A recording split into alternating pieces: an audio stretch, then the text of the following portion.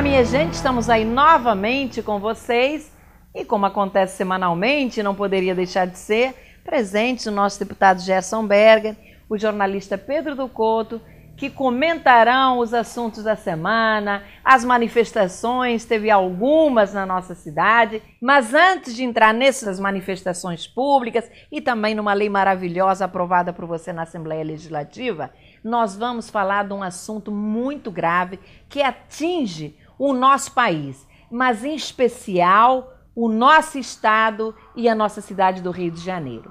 As manchetes nos jornais sobre a falência do sistema público de saúde e o desrespeito ao cidadão são de arrepiar. Imaginem os senhores que sem um controle eficiente, as infecções hospitalares chegam a causar 100 mil óbitos anualmente no nosso Brasil. Podemos dizer que essas mortes são consequência do desleixo. As pessoas morrem, minha gente, porque estão internadas, estão no hospital. Que absurdo! Vejam, por exemplo, o que aconteceu com um jovem de 21 anos, Gabriel Paulino dos Santos, que caiu da laje de sua casa em Xerém às 16h30. Segunda-feira, foi levado às pressas para um ambulatório médico em Xerém, lá mesmo onde ele morava, Duque de Caxias, onde não existiam recursos para que ele fosse atendido. Peregrinou mais 88 quilômetros, passou pelos hospitais de Saracuruna, pelo Getúlio Vargas, Carlos Chagas, Souza Aguiar e finalmente foi atendido no Salgado Filho, no Meier, onde ficou em estado de coma induzido. Em todos os hospitais por onde esse jovem passou e não foi atendido, o argumento era sempre o mesmo. Não havia médicos ou não havia recursos. Que vergonha! Vocês não acham? Tereza, 7 horas de sofrimento do paciente, de seus familiares desesperados e 0 de respeito ao cidadão. Perfeita manchete do jornal Extra. Falência total do sistema de saúde. Desrespeito total no que há de mais importante, o direito à vida. Só se pensa em obras. A rentabilidade deve ser boa. Todas as semanas, inauguração de UPAs, clínicas da família, mas nada funciona. Não tem médico, não tem estrutura alguma. Como é que fica a falta de médico nos hospitais? Sem leitos não pode haver atendimento. O que falta, meus amigos, é responsabilidade. E a vergonha na cara dos nossos administradores. Não quero exagerar, mas acho que coisas como esta do jovem Gabriel são casos de polícia. Enfim. Olha, Tereza, olha, Gerson, não há justificativa para dizer que não há vaga neste hospital e sim no outro, porque pela lei que rege a medicina, e em caso de sofrimento intenso, qualquer unidade é obrigada a atender. A Secretaria de Saúde teria que recorrer à rede privada, porque tinha direito a isso. Não exerceu o direito, colocou a vida de Gabriel Paulino em risco. Responsável a administração pública e responsável a desadministração que causou tudo isso. É uma vergonha mesmo. Ainda bem que a família desse rapaz teve a coragem de denunciar. E nós aqui do programa aplaudimos sim os deputados lá em Brasília que finalmente regulamentaram, ou melhor, aprovaram a regulamentação da emenda 29, que efetivamente estabelece o que é considerado gastos com saúde e obriga os estados a aplicar 12% de suas receitas, os municípios 15% e a União 7%. A regulamentação desta emenda 29 criou critérios muito mais rígidos nesses percentuais de aplicação na saúde, pois muitos estados chegavam a incluir a merenda escolar e até as aposentadorias na conta da saúde, imaginem vocês, usando arrecadação do Fundeb, que é o Fundo de Manutenção e Desenvolvimento da Educação Básica. Por isto que muitos governadores eram a favor da criação de uma nova CPMF para socorrer a saúde, pois com a regulamentação da emenda 29, o rigor na aplicação do percentual na saúde acabará com as manobras e as maracutaias. Ontem, o novo tributo de 0,1% sobre movimentações financeiras acima de R$3.000 foi definitivamente sepultado. Apenas o PT votou favoravelmente, mesmo contrariando a presidente Dilma Rousseff, que já havia se manifestado contrária à sua aprovação.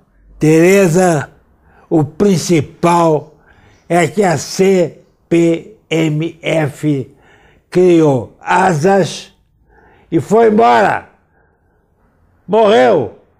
Acabou. Estamos livres da CPMF. Mas, minha gente, passando por um outro assunto, eu de público quero parabenizar o nosso deputado Gerson Berger pela aprovação da lei que determina que nas aulas de história do ensino médio sejam dadas noções sobre o Holocausto nazista. Olha, Gerson, você está de parabéns, porque a tua lei é muito mais abrangente que a minha. A minha apenas abrange o município do Rio de Janeiro, as crianças do 8º e 9º ano, e você pega toda a rede estadual de ensino de todos os municípios, incluindo o nosso Rio de Janeiro. Então, parabéns, o Gerson foi aplaudidíssimo, ganhou por unanimidade a aprovação em todas as comissões da Assembleia Legislativa, a manifestação dos senhores deputados sobre o assunto. E eu fiquei muito feliz porque entendo que a sua lei, como a minha lei, na verdade, são uma grande contribuição. Eu não vou dizer com o povo judeu, mas sim com a humanidade, porque nós temos que dizer sempre não à intolerância. Meus parabéns, realmente, valeu, valeu, valeu. De parabéns não só a Tereza Berger na esfera do município, não só o deputado Gerson Berger na esfera do Estado, mas a própria opinião pública, a sociedade brasileira. Esta lei marca um encontro com a história, um compromisso com a verdade, um fortalecimento da memória que todos devemos ter em relação à maior tragédia já ocorrida no planeta Terra. Pois é, o curioso nessa história toda é que quando nós aprovamos, quando o Gerson aprova na Alerj uma lei para que os nossos jovens aprendam a dizer não à discriminação, ao preconceito, um dos deputados que defendeu o projeto disse o seguinte, que uma das razões que o levava a apoiar o projeto é que naquele dia, naquela manhã, ele havia estado na Universidade Católica de Petrópolis e no banheiro masculino tinha pichações com frases contra os judeus, contra os negros, e que ele ficou estarrecido. Então, isso foi na quinta-feira da semana passada. Na sexta-feira pela manhã, nós já subimos a Petrópolis, fomos ao banheiro masculino e lá encontramos essas frases nojentas, discriminatórias contra homossexuais, contra judeus, contra negros, contra amarelos, suásticas. Então, isso realmente nos deixou estarrecidos. Me dirigi imediatamente ao reitor da universidade, ao professor Dr. José Luiz Sampaio, que nos recebeu muito bem, exigi providências imediatas. Me pareceu que ele não sabia do fato, pois pediu para ir até o banheiro e verificar a veracidade da situação. Ele nos disse o seguinte, que já agora no próximo informativo da universidade sairá na primeira página um repúdio a essa manifestação ocorrida no banheiro, uma circular para todos os departamentos da universidade e, mais ainda, se comprometeu a realizar um seminário esclarecendo e falando sobre o que foi o nazismo, esse regime assassino que ceifou tantas vidas e assassinou barbaramente 6 milhões de judeus em campos de concentração. Independente de todas essas ações propostas pelo reitor José Luiz Sampaio, nós também entramos com uma representação junto à delegacia, porque tem que ser identificada e tem que ser punidos os autores dessas pichações. Ainda mais tem a assinatura de uma facção chamada de White Power. Olha, realmente foi horrível, mas eu acho que as ações foram imediatas e com resultado muito positivo. Mas minha gente, ainda falando de manifestações, como eu falei no início do programa, e essa tem tudo a ver com o que aconteceu em Petrópolis. No domingo teve uma manifestação contra a intolerância religiosa na Avenida Atlântica. Eu lá estive e parabenizo a Federação Israelita, que se manifestou com um quantitativo bem significativo de pessoas. E também, no último dia 20, na Cinelândia, a manifestação contra a corrupção.